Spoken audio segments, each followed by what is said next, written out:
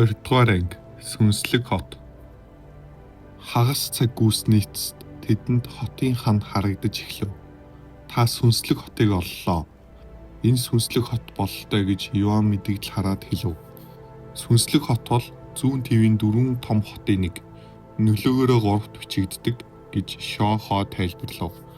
Тэгвэл юугаа хүлээсэн юм явцгаая гэд тэр хоёр хот руу алхав. Тэд юу хийгээд байгаа юм гэд үүдний хамгаалагчид гартаа тунгалаг бөмбөлөг барьж байхыг харав. Зочдыг шалгахын тулд та эрен сурвалжлагдж байгаа гэмт хэрэгтэн биш л санаа зовлтгүй. Иоанн толгойд өгөв. Удалгүй тэд хамгаалагчид дээр очив. Хүн тус бүр нэг мөнгөн зоос гэж хамгаалагч хэлв. Нөгөө Шохоо чамд мөнгө байгаа юу гэж сохор зоосчгүй Иоанн Жохоо охиноос мөнгө асуусандаа ичих хэдий ч асуув. Гэвч Шохоо толгоос хэсэрв. Юу вэ? Мөнгөгүй юм байж орох гэсэн юм уу? Хаанаас гарч ирсэн гуйлагчид вэ гэж хамгаалагчид мөнгөгүй гэдгийг нь мэдээд дорд үзхэн тэр. Мөнгөгүй бол оруулахгүй. Холдож үз. Өөр хүмүүс хүлээгээд байна гэж хамгаалагчид хэлв. Иоанн санаа алдаад холдох гэтэл ард нь байсан хүн хэрвээ чи хүсвэл би төлж болно шүү гэв. Иоанн эргэж хартал цэвэрхэн даашинцтай залуухан бүсгүй зогсож байв. Хэрвээ чамд зүгээр бол гэд ичсэн царайгаар хэлв. Залуу ухаа бид гуйлагчдтай зурлах дэмий байх гэж түүний ард зогсох хөгшин бүсгүйн чихэнд шивнсэн хэдий ч хөгдсөн мэдрэхүйдээ Иоаннд тэр чимээн сонсогдхон тэр. Гэвч Иоанн өвгнийг үл хүндэтгсэн хэлхийг үл тоохоор шийдэв. Шуан овгийн залуу авахаа байж яаж тусламж хэрэгтэй хүмүүсийг зүгээр орхидог юм. Ердөөл 2 мөнгөн зоос гэж бүсгүй өвгний хэлсэн үгийг урам нь хугарсан байдалтай толгоос хэсрэв. Энд ч бас тэдний хураамж гэд залуу авахаа 4 мөнгөн зоос хамгаалагчид өгөв. Хамгаалагч толгой дохин тунгалаг бөмбөлөг гаргаж ирээд гараа тавь гэж хэлв. Иоанн бөмбөлөг дээр гараа тавив. Удалгүй ногоон туяа гарахад хамгаалагч орж болно гэж хэллээ. Шохооч бас гараа тавихад ногоон гэрэл гарав. Иоанн хотод орж ирэнгүүтээ залуу авахад мөхиж маш их баярлаа. Энэ сүртэй зүйл биш хэдий ч үүнийг ав гэд цүм гаргаж ирэхэд залуу авахаа гайхсанд амаа гараараа дарна. Цус сармагчны цүм. Энэ 2 мөнгөн зоосны хариуд гэхэд ихтэн би авч чадахгүй гэж тэр дорн татгалзав. Цус сармагчны цүм 100 алтан зоосоор зарагддаг юм. Санаа бүү зов. Энэ цүм одоо над тэргүй. Би үүнийг нааш ирэх замдаа олсон юм. Иоанн түүний хэрэгэлзээг мэдэж байсан учраас түүнийг авахыг хятгам. Залуу авахаа түүний гимгүүд царай болон түүний гарт гялцах цүмийг хараад шүлсээ зүчтэй зэлгэв. Хэрв тийм бол би хүлээж авлаа гэд түүний гараас авав. Түүнийг явсны дараа Иоанн Шохоотой явцгаав. Хүлээж чамаа хэн гэдэг юм? Намайг Шон Ухан гэдэг. Намайг Иоанн гэж дуудаж болно гэж тэр хариулв. Баярлалаа Иоанн. Хэрвээ чамд ямар нэгэн хэрэг гарвал хавар хотын Шон овг дээр ирээрэй гэд Шон гэсэн бичгтээ тэмдэг өв. Иоанн ч олон юм бодлого хүлээж авлаа. Шон Ухан хамтралд нэмэгдлээ. Шон Ухан хамтралын түвшин нэмэгдэж танилуд боллоо. Тэгвэл дараа уулзъя гэд Шохоог дагуулan яв. Иоанн явсны дараа нөгөө өвгөн залуу авахаа яагаад түнд овгийн тэмдгийг өгч байгаа юм? Танихгүй хүнд өгдөг зүйл биш шүү дээ. Тэр залуу нас залууч гэлээ хурц гэрлэн бүрхүүлтэй байсан. Тэр айл нэг том овгийн авьяаслаг тулаанч байх. Түүнтэй найзлах нь манай овогт ч бас ашигтай. Бас түүний үнэт зан надад таалагдж байна. Түүний гардал үслийн талаар итгэлтэй байна уу? Тэр 2 мөнгөн зоосчгүй байсан гэж өвгөн үл итгэсэн хэвээр. Чи сая хараагүй гэж үү? Тэр 100 алтан зоосны үнэтэй цүмийг түнд 2 мөнгөн зоос өгсөний төлөө нүд цавчлгүй надад өгсөн. Би ч тэгж чадахгүй. Магадгүй албаар туршиж байсан бах. Гэтэ яагаад тэгнэ гэж хүмүүсийг туршлаа гэж түнд ямар ашигтай гэж. Шон Ухан толгоос хэсрээд яг өвөө шиг минь хэр хүчтэй вэ төдий чинээ энгийн байдаггүй юм. Бидэн шиг хүмүүсээ ойлгох зүйл бишээ. Та саяны хүү дээдс шиг сүнслэг мастер гэх гээв. Тэр чи арай мэдээж үгүй. зүгээр хэлж байхад аливаа явцгаая. Бид энэ дуудлага худалдааг өнжиж болохгүй. Үгүй бол аавын орилгыг сонсох байлгүй. Тэр зур Йоан болон Шоха хотоор тэнүүчлэнэ. Шоха бид мөнгө олох хэрэгтэй болтой. Мангасын цөмөө заруул яаж байна? Их үнэтэй юм шиг байд гэж хэлв. Нэг л цөм 100 алтан зоос өрнө. Бидэнд өшөө 4 байгаа учраас нэг хэсэгтээ хүрэх байх. Хаан зарах вүлээ? Цөмөө үнэтэй зармаар байвал дуудлага худалдааны газар очиж болно. Цаг их орох боловч илүү мөнгө олдог юм. Хэрвээ хурдан зармаар байвал цөм зарж буй ямар ч дэлгүүр болно л доо гэж Шоха хэлв. Дуудлага худалдаагийн хөгжилтэй сонсогдож байна. Хаанаас олох вүлээ? Ихэнх том хотуудад хэдэн 7 хоногт нэг удаа дуудлага худалдаа явуулдаг. Энэ твийн том хотуудын нэг учраас хүнээс асуухаар амархан олдох бол. Йоан толгойд өгөв. Хэрвээ удахгүй гэвэл дуудлага худалдаанд гарт зарцгаая. Хэрвээ 7 хоног хүлээнэ гэвэл хямдхан зарсан дэв. Өнөөдрөх шиг дахин доромжлуулахыг хүсээгүй Йоан хүмүүсээс дуудлага худалдааны газрын талаар асууж эхлэв. 21-р анги. Цэнхэр галт шувуу дуудлага худалдааны газар. Хагас цаг орчим хүмүүсээс асуухад нэг нэрл олон дахин давтагдав. Цэнхэр галт шувуу дуудлага худалдааны газар их алдартай бололтой очиж үзцгээе гэж Йоан хэлв. Шоха толгой тохин Йоаныг даган яв. Йоаны ярилцсан хүмүүсийн хэлснээр цэнхэр галт шувуу дуудлага худалдааны газар зүүн төвдөө хамгийн хөрөнгөтэй бас нөлөө бүхий газруудын нэг юм. Тэрхүү газрын ард цэнхэр галт шувуу бүлгэн байдаг ба энэхүү бүлгэм хамгийн хүчирхэг бүлгэмүүдийн нэг юм. Яг дуудлага худалдаатай өдөр нь ирээд бид ч азтай юм а тэ Шоха. Гэж толгойд өгөв. Цэнхэр галт шувуу дуудлага худалдааны газар 3 жил тутамд нэг удаа нэгддэг ба тэд их ховор чимэн зүйлсүүдийг зардаг учраас олон минут алхасны эцэст нэг юм үүдэнд нь тулж ирэв. Хөөх энэ том газар худалдааны газар гэж юу? Гэж Йоан уулгаалтан хэлв. Йоан юуны магд гэж бодоод цэнхэр галт шувуу дуудлага худалдааны газар мөн үү гэж дэрэгдэх хүнээс асуув. Йоан бацтаа олгочхоод үүдэн дээр зогсох 2 бүсгүй дээр очиод сайн уу чи энд ажилтгүй үү гэж асуув. Тийм ээ гэж бүсгүй хариулв. Сайн байна. Би энд нэг юм зарах гэж ирсэн юм. Түүний үгийг сонссон бүсгүй хачин царай гарган зогсоно. Нөгөө бид сарын өмнө бараа хүлээж авахаа зогсоосон гэж бүсгүй хэлв. Юу? Йоан тэндээ гайхширн зогсов. Залуу бүсгүй инээд алдаад чи анх удаа дуудлага худалдааны газар ирж байгаа юм уу гэж асуув. Тийм ээ. Тэгвэл их чинь чамд хэдийн юм зааж өгье. Хэрв чи юм зарах гэж байгаа бол өмнө мэдэгдэх ёстой ба тэр бараагч нь бид зочдод урдчилж мэдэгддэг юм. Дуудлага худалдааны газар юу зарах нь мэдэгдэхгүй бол хүмүүс ирдэггүй юм шүү дээ. Тэд ч бас бэлдэх хэрэгтэй. Ойлголоо гэд Йоан сэтгэлээр унсан байдалтаа санаа алдав.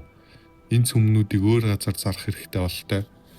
Сүнслэг шив төвчний мангасын цөмөө бүсгүй түүнийх зарах гэж буй зүйлийг анзаарсан учраас дотроо толгоос ихсэрнэ. Йоан урдчилж зарах гэж оролдсон цэнхэр галт шувуу дуудлага худалдааны газар ийм шилэхгүй зүйлсийг нэг нүдэрээ олж харахгүй. Сүнслэг дайчин мангасын цөм авчирсан ч тэд тоохгүй байсан юм. Бүсгүй мэдлэг нэмэгтэй Йоаны урмыг илүү их хугалахгүй тул чимээгөө зогсов. Гэвч нөгөө ажилт нь харж байснаа гинт инээд алдан хаха. Энэ жаал цэнхэр галт шувуу дуудлага худалдааны газар хог зарах гэсэн юм бах та хөгжилтэй юм бэ. Хяронг. Чиний амнаас яагаад дандаа муу үг л гарч байдаг юм. Тэр зүгээр мдээгүй л байна.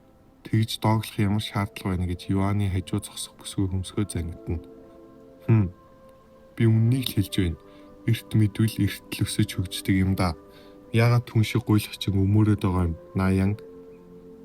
Дүүмэн түүний битгий тоо. Юм итгэхгүй байна гэдэг гутамшигтай зүйл биш гэж Наянг түүнийг хөршийн их чиг бүүцэлв. Чи яач вэ? Арай энд жаалт татагдаа юу? Ха. Цэнхэр галт шувуу бүлгмийг мэдвэл тэд яах вэ?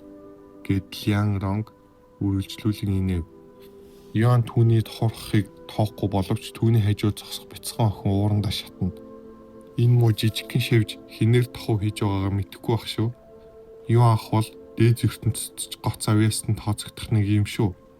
Нэг л өдөр Йоан бүхний дээр зогсох нэгэн болно. Ингээд дог тохов болгоод байж болохгүй. Чи өөрийгөө дог тохов болгож ханаагүй юу? Би ч чиний хажуу зогсоод ичиж байна гэж Наинг толгоос өсрөв. Чи тулдахыг хүсэе юу?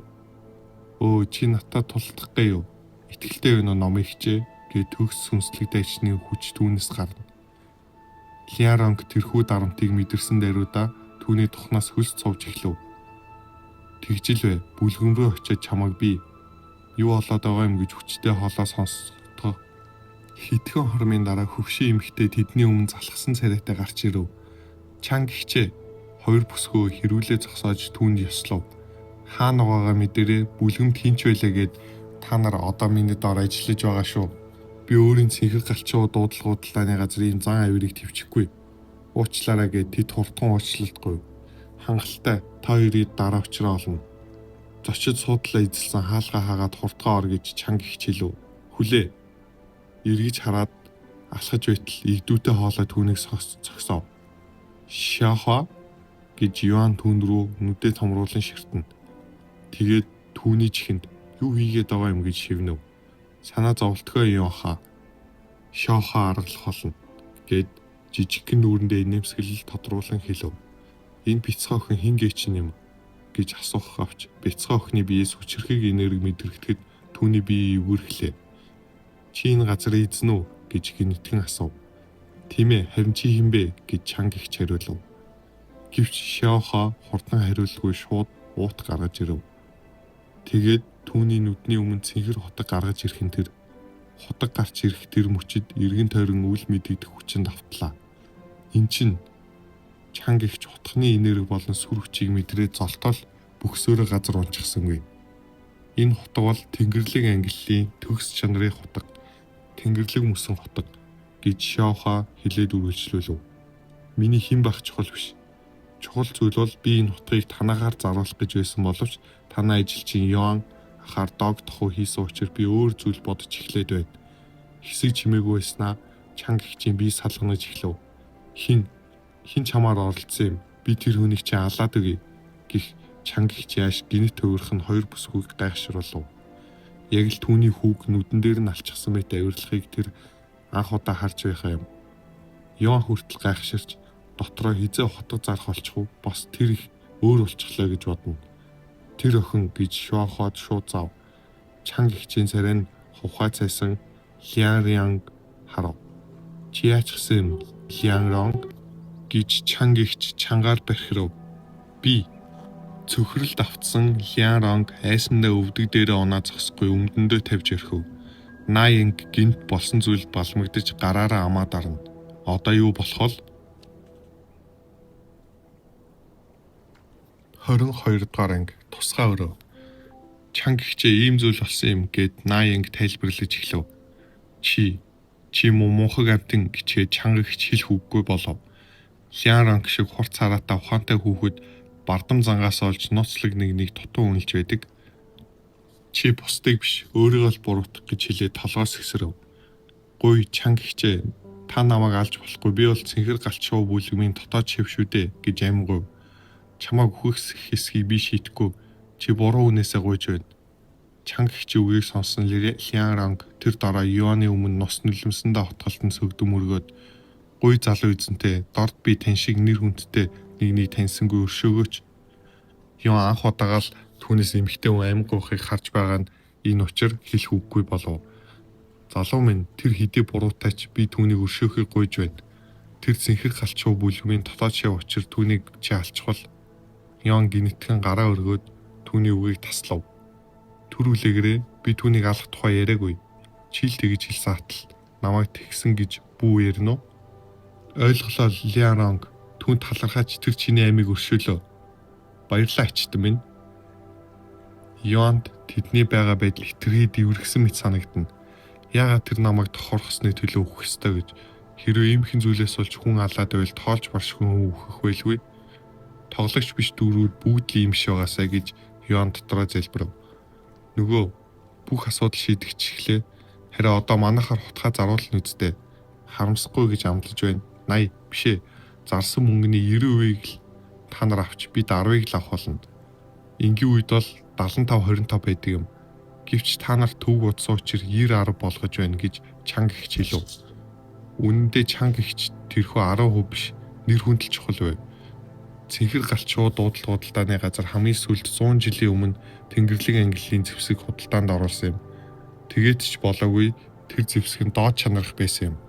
Харин Тэнгэрлэг ангиллын төгс чанарын зэвсэг 1000 жилийн түүхэндээ анх удаа зарах гэж байгаа нь юм. Энэ талаар ертөнц төв даяар мэдхэд маш их нэр хүнд болон олон үйлчлүүлэгчтэй болох юм. Буруу хүнээс асуугаад байна. Би биш тэр энэ зэвсгийн эзэн гэж Шиохоо руу заав. Би нэг болцолтой зарахыг зөвшөөрч байна. Бас түүний мангасны цөмийг ч бас зарах ёстой. Мэдлээ би зөвшөөрч байна гэж чанга ихч шуутган л зөвшөөрөв. Яг уу сүнслэг шавь төвчний мангасны цөм зарлаа гэд баг зэрэг дог тохоо болохч нөгөө зэвсгийн ачаар нэг үндэ олон өргөх бай. Шиохоо гэд Йоан түүн рүү нэмсэглэв. Өөрийнх нь төлөө тийм зүйл хийснийг тэрээр их талархаж байв. Чи итгэлтэй байна уу Шиохоо? Их үнэтэй харагдаж байна. Бид өөр газар энэ хідэн цөмөө заршуулна шүү дээ гэж Йоан хэлв. Чанга ихч тэрнийг сонсчоод Йоаныг химх нүдээ дамыг нь хамхиад хайчихмаар санагдав. Энэ зүгээр л нэг Тэнгэрлэг ангиллын зэвсэг. Надад ийм зэвсэг зөндөө байгаа. Бас та хотгоо шилдэг болохоор тоосон даруулахаас сайшгүй гэж Шиохоо Йоаныг боломжтуулав.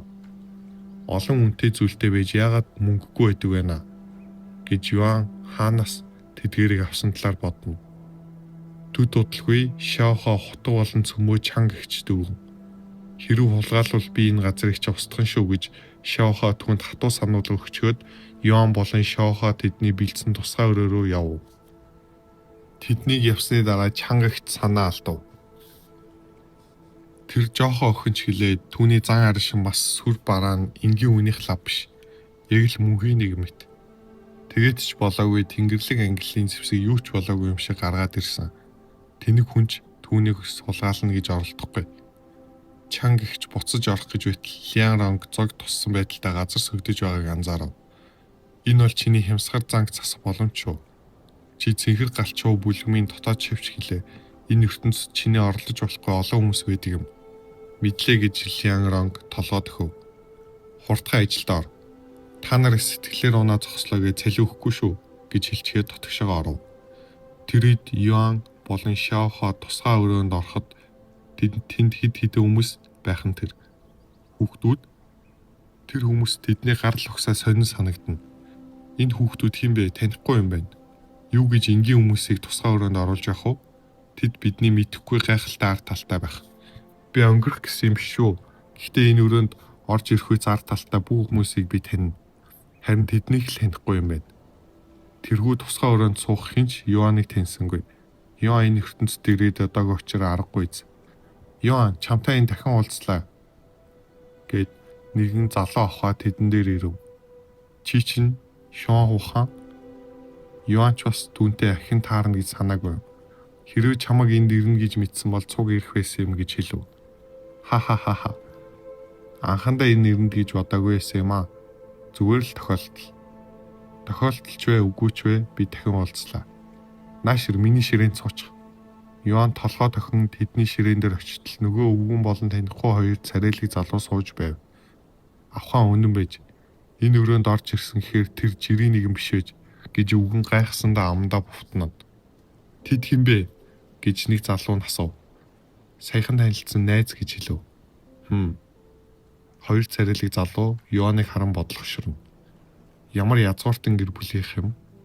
Би дуу авгийн дуу бай гэж зүүн талын залуу хэлв.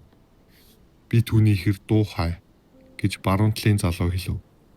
Нөгөө би ямар ч авгих бишээ гэж хэлчихэд Шон ухааны хажууд сув. Юу? Бүгд түүн рүү гайх чарна. Тийм бол чи том бүлгмийн шав бах ямар бүлгмийнх юм?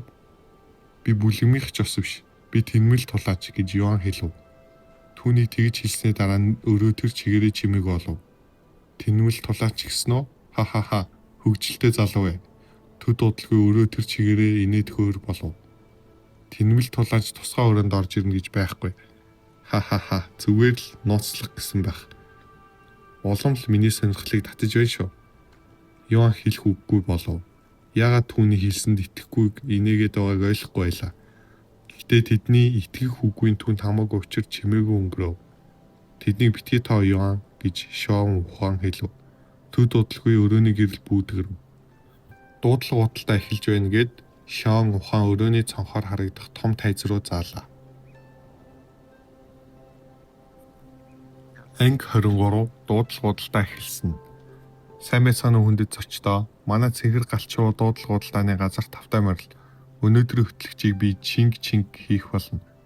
Үзэсгэлэнтэй залуухан бүсгүй гарч ирэх ба түүний инээмсэгэл бүдэг гэрэлтэй танхимын гэрэлтүүлнэ. Дуудлага худалдаа эхлэхээс өмнө дөрмүүдээ дахин танилцуулъя. Та үн хайсан бол буцаах боломжгүй. Бусдыг гарал угсаа болон хүч чадлаараа хавчиж шахаж болохгүй. Энэ бол дуудлага худалдааны газар болохоос гудамж биш. Нэг удаа сануулга өгөө дараа нь шууд хөөх болно. Үн хэлж авчгаад мөнгөгүй бол бид чинь байгаа үн хүрэх зүйлсийг барааны үнэтэй дүүцүүлж авна. Тэгээд ч төлж барагдуулахгүй бол өөр хин нэгэн төлөх хүртэл хорих болно. Дөрмөө зарлж дуусчаад чинг алга ташиж эхлэх ба бараа орж ирлээ. Илүү зүйлгүй өнөөдөр ихний барааг танилцуулъя. Газар ангиллын дунд чанарын мөнгөөр хийсэн цээжвч. Ямар ч чингүү мэт хөнгөн байсан ба дайсан чинь сүнслэг мастраас доод төвчнийх бол цохилтыг 50% багасгана. Чинг танилцуулж хаад хар даавн доороос мөнгөлөг цээжвч гаргаж ирэв. Сүнслэг мастер биш л цохилт нь 50% багаснаа ямар хүчтэй юм бэ гэд Йоанны нүд томорч ирээд ширхтэв. Хэрв тэр ийм хамгаалттай бол энэ ертөнцид амьд үлдэхэд илүү төхөн болж ирнэ гэж бодож байтал Шоха. Йоаха хүчтэй сонсогдож байгаа ч таны өрсөлдөгч сүнслэг мастераас доод төвчнийх байх ёстой. Тань шиг авьяас чадвартай байхад та одохгүй сүнслэг мастертай тулдаж чадхаар болно. Дээрээс нь Шоха би байхад сүнслэг агуу мастер байсан ч танд гар хүрч чадахгүй. Йоо инээд алдаад толгой төхөв. Тэрээр дуу охирууд цээжвч рүү харан шүлсээ гойжуулна. Бид энийг заавал авах ёстой. Энэ ухаад бид хоёр дотоод шив дундаа дийлчих болно гэж инээцгээв. Хит их гадны зүйлд найдаад байвал та нарт муу шүү гэж Шон ухаан тэдэнд хаднаа хэлэх боловч түүнийг үл тоон үргэлжлүүлэхээр шийдэв. Эхлэх хүн 100,000 алт гэж чинг зарлав. 100,000 алт гэдгийг сонсоод Йоанны зүрх золтойл зогсчихсонгүй. Тэгээд дотроо л 100 алтны цөмийг тоохгүй гэж бодов. 110,000 алт гэж үн хаяв. 115,000 алт, 118,000 алт, 120,000 алт, 130,000 алт. Үн 10,000-аар нэмэгдээд нэг мэтгэд 280,000 алт болов. 280,000 алт. Энд тоглогчд байлаа ч гэсэн тэдэнд тийм их мөнгө байхгүй гэж дотроо бодно. 280,000 алт 1 2 3 зарагдлаа. Тиймээ бид авчихлаа гэж дуу охирууд баярлсандаа биесээ тэрвэрнэ. Йоан тэдний тэмдэглэхийг хараад тэдний гэр бүлч бузар баян байх гэж бодно. Бид барааг одоохондоо байлгаж явах болно. Худалдаа дууссаны дараа ирж мөнгөө төлөөд бараагаа аваарай гэд дараагийн туслахаа дуудав. Дараагийн бараа бол сүнслэг английн тулааны чадвар, галтлын хот, алганы дайралт. Энэхүү чадвар нь устгах чадвар өнөртөө бас хөрсөн бүхнээ шатаадаг юм. Эхлэх үн 10,000 алт. Ганц сүнслэг английн чадвар 10,000 алт гэж юу гэд Йоан цочирдохын тэр. Түүний чадварууд нэг бол өөрөө сурсан эсвэл Шоха зааж өгсөн учраас бүгд үнэгүй билээ. Тэрээр газар английн чадварч авах талаар төсөөлж чадахгүй байв. Нөгөө ариун английн чадвар энгийн үедээ хэд хүрдэг юм гэж Йоан Шон ухаанаас асуув. Шон ухаан түүн рүү гайхсан болтой хараад ариун ангиллаа чамд ертөнцийн бүх мөнгө байсан ч тиймэрхүү чадвар худалдаж авч чадахгүй гэж инээж эхлэв. Тэрийг нь сонссон Йоанны ам нь ангав. Мөнгөөр авч чадахгүй тийм зүйлийг үнгүй өгсөн Шоха хөглөгч юм аа гэж дотроо бодон түүнийг чанга гихчин тэрвэрмээр санагдав. Төд удалгүй галтлынхоо алганы дайралтыг тусгай өрөөнд байсан өвгөн 48,000 алтаар худалдаж авав. 3 дахь бараа бол 3 дугаар шатны 80% цэвэр сүнс хүчрэгжүүлэгч үрэл 3 одод алхимч байминг бүтээсэн. Шоха алхимч гэж юу юм? Тэд юмсыг халтуулдаггүй гэж Йоан түүнээс асуув. Алхимч бол өөрийн хүчээр тусгай үрэл бүтээдэг ийм зүйн мэргэжилтнүүд хөвчлэн үрэл бүтээдэг ба үрэл бүр өөр төрлийн үйлчлэгээтэй. Үрэл их үнэтэй байдаг учраас тэднийг алт хийдэг гэж болно. Ойлгомжтой гэд ойлгосон мэт толгой төхөв. сүнс хүч хэрэгжүүлэгч үрэл оюун санаа тайвшруулах үйлчилгээтэй болохоор бясалгалд их үр дүнтэй. Би энийг хүсэж байна гэж Шон ухаан нудраг зангидан хэлв. Ахмад бай. Энэ худалдаанд зориулж 15 үрэл хийсэн. Энэ нь 3 бортог болно. Тэгээд тусад нь зарах болно. Эхний бортог нь 5 үрэл байгаа. Эхлэх үн бол 5000 галт. Үүнийг сонсцоод Йоанны нүд золтойлт бүлтэрч гисэнгүй. Бурхан минь гэж ганц жижигхэн үрэл 1000 алт гэж үү? Хэрвээ хурдхан мөнгө олмоор байвал алхимч болсон дээр бололтой. Йоан нэг өдөр боломж гарвал алхимч болно гэж бодож эхлэв. Гэвч Шохо түүнийг нь ажиглчаад түүний найз үрийг нам дархан тэр. Үрэл үнтэй хад зарагддагч хийхэд ч бас маш хэцүү. Чадварлаг алхимч биш бол их хвчлэн бүтлгүйцдэг. Бүр нэгдүгээр шатны үрэл хүртэл хэдэн цагийн хүчин чармаалт шаарддаг. Бас хэрэгцээт бүтээгдэхүүн ч бас баггүй үнэтэй. Үүнээс илүүтэйгээр гоц авьяаснууд хүртэл хэдэн жил суралцаж байж алхимч гэж тодтолтой болдог. Хэрвээ Йоан ах алхимч болмоор байвал та маш их мөнгө авьяаст бас төвчээртэй байх шаардлагатай. Йоанны алхимч болох хүсэл тэр дороо Шохогийн зоригжуулсан үгэнд нам дарав.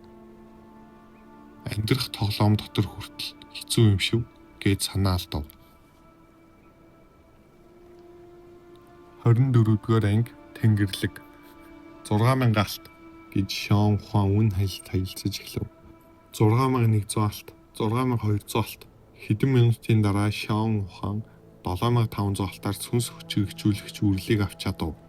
Тийм ээ, одоо ингээд 3 дугаар түвшний сүнслэг дайчин болж чадах нь гэд баярлана. Гэвч түүнд ганц бортог хангалттай санагдаагүй учраа үлдсэн хоёрт нь ч бас үн хайж эхлэв. Хэдэн минутын дараа 3 бортог сүнс хүч хэрэгжүүлэгч үрлийг 25000 алтаар худалдаж авав. Хөөе Йоан, Шон ухаан гинтхэн түүнийг дуудав. Яасан бэ гэд Йоан түүн рүү харав. Шон ухаан энийгээд бортогноос нэг ширхэг үрэл гаргаж ирээд мэ. Энэ тийм их биш ч хэлээ хоёулаа найзууд болно гэж найдаж байна гэд инээмсэглэн түүнд өгөв. Йоан гайхсан байдлаа үрлийг аваад баярлалаа гэд инээмсэглэв. Үрлийг Йоан барих тэр мөчид систем автоматар түүнд шинжилж өгөв. Сүнс хүч хэрэгжүүлэгч үрэл 3 дугаар шат 82% цэвэр. Үйлчлэгээ сүнсний хүчийг 1000-аар нэмнэ. Тайлбар баймин хийсэн сүнслэг үрэл хязгаар 3. Энэ сүнслэг хүчийг 1000-аар нэмдэг юм байна. Гэд Йоан уулга алдав. Шохо түнд ихэнх үрэл биед нөлөөлөх хязгаартай байдаг. Энэ сүнс хүч хэрэгжүүлэгч үрэл 3 удаа хэрэглэсний дараагаас танд үйлчлэхгүй. Бид үйлчлэхгүй ч хэлээ бясалгал хийх үед оюун санаа тайвшруулдаг учраас тэр ийм олныг авсан юм. Ойлголоо гэд Йоан толгойд өгөв. Шонхо бид ч гэсэн найзууд үстэй. Бидэнд ч бас өгөхгүй юм уу гэд дуу ихрүүд нэгэн түүнийг харчгаад асуув. Хэрвээ чамд хэрэгтэй байсан бол яагаад үн хаялцаагүй юм гэж Шон ухаан асуув. Чи авахыг тэгтлээ хүссэн учраас бид оролцоогүй юм гэж дуухай инэв. Чи оролцоогүй учраас би ялсан гэх гээд байна уу гэж Шон ухаан түүн рүү муухаарав. Дуухайн инээмсэглэл бүдгэрч уучлалд ирсэн царайгаар би тэгж хэлэх гэсэн юм бишээ. Тийм бол мартаж үз. Шон ухаан түүнээс харьцаа бууруулахад дуухай энэ бүхэн Йоанаас болсон мэт түүн рүү зэхэлцэн. 10 гаруй бараа зарагдсны дараа Йоанны цөмнүүд гарч ирэв. Нөгөө дараагийн бараа бол мангасын цөм гэж чинг нэг л ичсэн царайгаар хэлв. Мангасын цөм гинэ сүнслэг мастер мангасын цөм юм уу гэж гайхна. Учир нь дуудлага худалдааны мангасын цөм зарагдах нь ховор байдаг юм. Энэ бол сүнслэг шав төвчний мангасын цөм гэж чинг сөнг холоогоор хэлнэ. Сүнслэг шавгийн үү ийм хог зартлаад ороодсон юм гэж үү? Алдаа гарсан бах. Юу гэж сүнслэг шав төвчний мангасын цөмийг зарж байх вэ? Энэ алдаа гарсан үйлдэл биш ээ. Би шалтгааныг мэдэхгүй ч чанга ахмад үүнийг зөвшөөрсөн юм гэж чинг хэлчихэд үргэлжлүүлээд энэ 4 цөм эхлэх үн нь 500 алт гэж зарласан боловч хэдэн минут өнгөрсөн боловч хинч үн хайсангүй. Наад хогоо нүднээс талд орвол биднийг доромжлох гээд байна уу гэж дуу бай ойрлов. Тийм шүү, ямар гэж нэргэн бэ? Тийм байсан ч хэмжээ хязгаартай байх ёстой. Би яах вэ? Чанга ахмад намайг нүүр хийх газаргүй болсон ч хамаагүй зараарай гэсэн гэж дотроолж харлана. Тэр үед тусгай өрөөнд сууж байсан Йоан уурандаа шатна.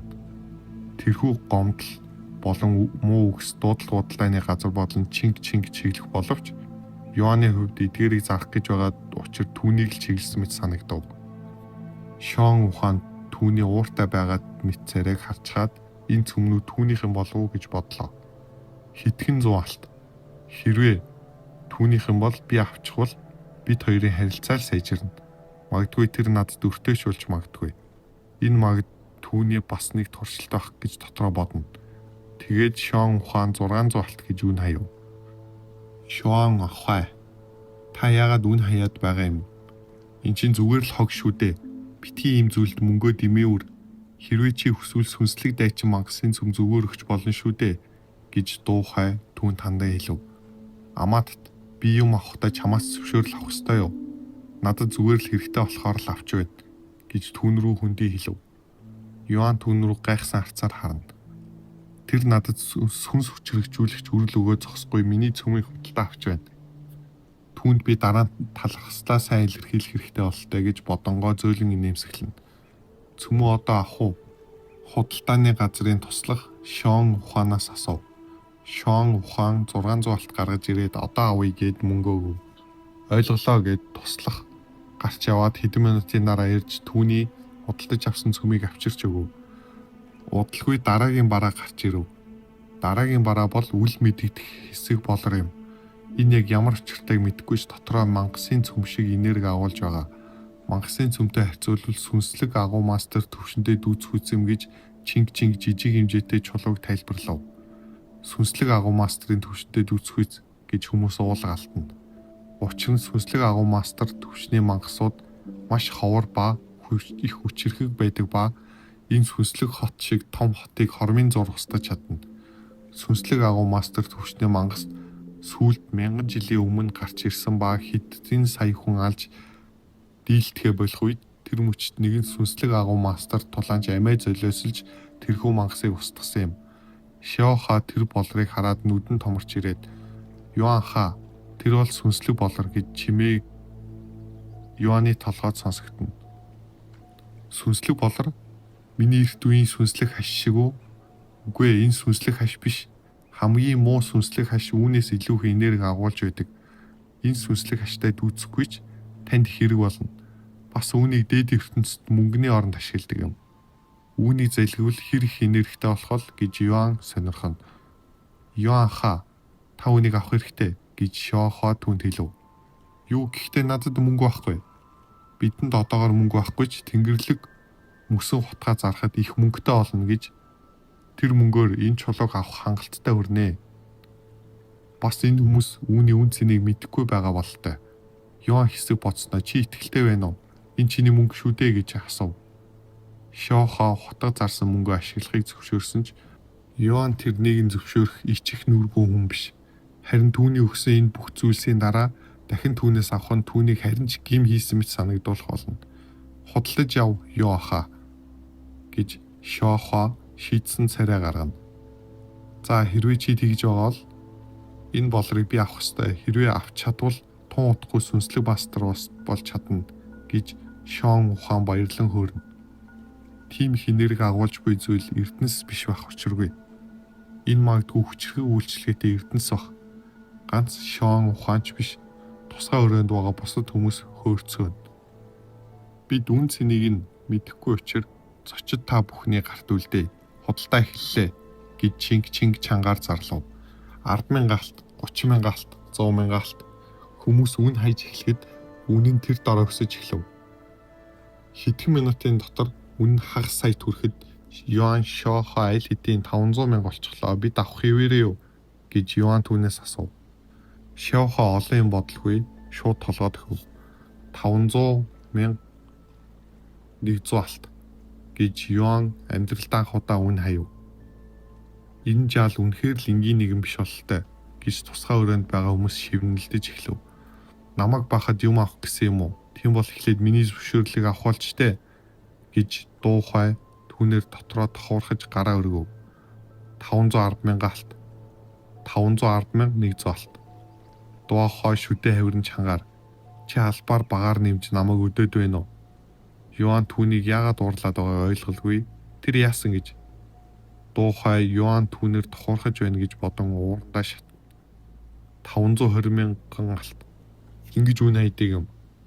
Багаар нэмэх ямар шаардлага байна? 520,100.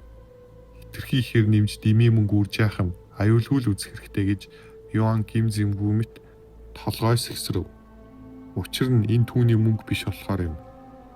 Шон ухаан тэр үгсийг нь сонсоод инээж байхдаа Дуухайн уур улам савлана. Сайн байна. Тийм бол цуг тоглолцгоё. 520,200 алт, 520,300 алт, 520,400 алт, 520,500 алт. Хэдэн минут үн хаялсны эцэст Дуухай тэслгүй уурлаж чим үгүлэг надаар ээж тоглож зүрхэлж байна. Дуухай уурандаа шатаж Йоан руу довтлоход бэлэн байгааг хараад үргэлж ард зогсож байсан На Янг түүнд "Зочин та өөрийгөө хянана уу? Эс бүгээс таныг эндээс гаргахаас өөр аргагүй болох нь. Дуухай буцаад суу" гэж Дуубай түүнд уурсангүй хэлв. Дуухай эргэж суусан боловч Йоанаас харцаа салгалгүй түүнөр үзэхэлцэн.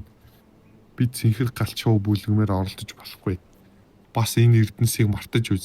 Чи ингэж их мөнгө өрөөд байвал бид хоосорхно" гэж Дуубай Дуухайн чихэнд шивнэв. "Йоан, дуу өхрөө дөршөөл хүмүүс. Тэд чам дараа нь түүг бодох бах. Би тэдэнтэй ярих олноо" гэж Шон ухаан Йоаны чихэнд тэдний сэжигтэй байгааг хараад хэлв. "Анхааруулсанд баярлалаа" гэд Йоан толгой дөхөв. Йоан тэднээс айхгүй байгаа боловч тэдэнтэй орооцлохыг хүсэхгүй байлаа. Төд удалгүй Йоан 550,000 алтаар болрыг худалдаж ав. "Хүндэт зочин та одоо төлөх үү эсвэл дараа нь уу?" гэж На Янг түүнээс хүндэтгэлтэй аргагүй асуув. "Дараа нь суутгачих" гэж Шохоо хэлв. "Ойлголоо" гэд На Янг толгой дохин хойш зогсов. Шон ухаан Шохоогийн үгийг сонсоод мангасын цөмнөөс өөр зүйл оруулсан юм бахтаа гэж дотроо бодов. Сүүлийн барааг танилцуулахаас өмнө энэ газрын эзэн Ахмад Чанг урьж байна гэж чинг хүмүүсийг гайхшруулв. Чанг эзэгтээ өөрөө гарч ирнэ гэж үү? Тэгхэн ч ховорхон шүү гэж хүмүүс бодно. Төд удалгүй настай эмэгтэй модон хайрцаг барьсаар гарч ирв. "Өнөөдөр ирсэн бүх зочдтой талархлаа. Өнөөдрийн сүүлийн бараа их онцгой учир би өөрөө зарлах болно" гэж Чанг Ахмад зөөлөн хэлсэн боловч танхимаар тэр чигээрээ зөөрэтв. Тэгээд модон хайрцгаа нээхэд дотор нь үзэсгэлэнтэй дутах хэвтэж байх нь тэр. Энэ гэрлэн бүрхүүлч нь Тэнгэрлэг ангиллын зэвсэг байна. Чанг Ахмад тайлбарлахаас өмнө Тэнгэрлэг мөсөн хутганаас гарах гүн гүнзгий энерги гэрлэн бүрхүүлийг хүмүүс хараад тэр дор нь мэдчихв. "Үнэхээр Тэнгэрлэг ангиллын хутга байна. Ха би ч азтай юм аа. Би өөрөө авч чадахгүй ч ийм үнцэнтэй зүйлийг нүдэрээ үзсэндээ сэтгэл хангалуун байна." Хүмүүс Тэнгэрлэг мөсөн утгыг хараад бөөн шууган болох нь тэр.